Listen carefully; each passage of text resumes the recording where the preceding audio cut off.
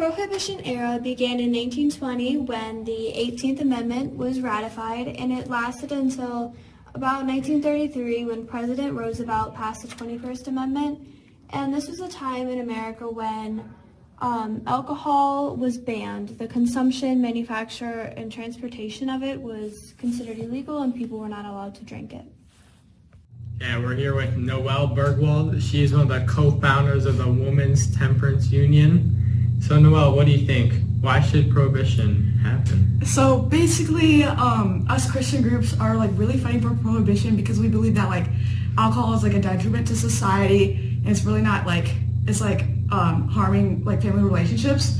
And during World War I, the Prohibition was like temporary, but then later Congress passed the 18th Amendment, which permanently banned alcohol and like the sale and trade of it. But we just believe that's like harmful to family and like social relationships. I see. Good answer. Another question for you. Don't you think it's nice to just like take a break and have a drink sometime, or like? I mean, some people believe that's to be true, but a lot of people abuse alcohol and like the freedom of it, I guess. And again, back to what I said before, it really like hurts family relationships with the things that it can do to you. Good answer. Thanks for joining us today on this interview. Yeah, no problem.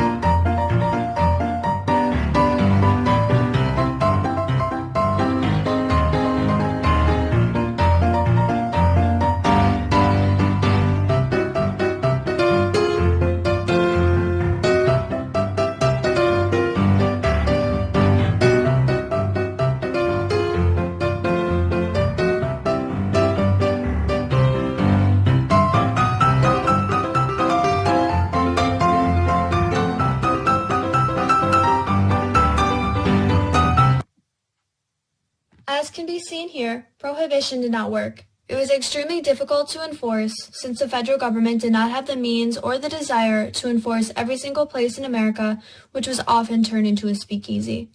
In addition, public officials were being corrupted by the alcohol as well. There were many negative effects of Prohibition, and one of them was the drastic rise in organized crime. This is best exemplified through the rise in Al Capone, who built an empire off of Prohibition. Smuggling increased as a result of Capone's actions, and cities saw an overall increase in crime rates. On top of that, many were becoming sick and dying from bad moonshine, which was sometimes tainted with deadly toxins. Al Capone and other bootleggers were the ones who profited most from Prohibition, since they were becoming rich from the high prices they charged for the alcohol, which many Americans were willing to pay. So we're here with someone who appears to be very heavily intoxicated. Where did you get all that alcohol, given that it's banned? You know, this 18th Amendment thing's just been a nightmare. Like, now I have to go like to this underground bar called like Speakeasy, you know what I mean? And so like this Al Capone guy or someone like that, he runs it and he's like giving them out, but they're super expensive. Like I can barely get any more than this, so, you know, just have a good time, I guess.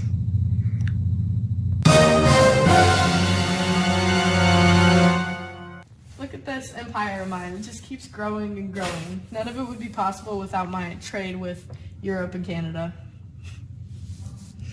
One eternity later.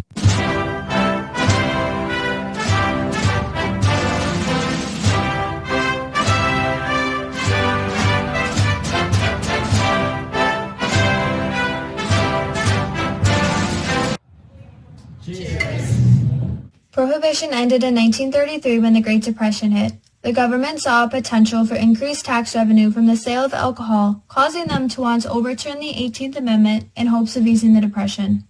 On top of that, Americans were becoming tired of Prohibition as there was a large increase in organized crime, smuggling, and speakeasies all across the country.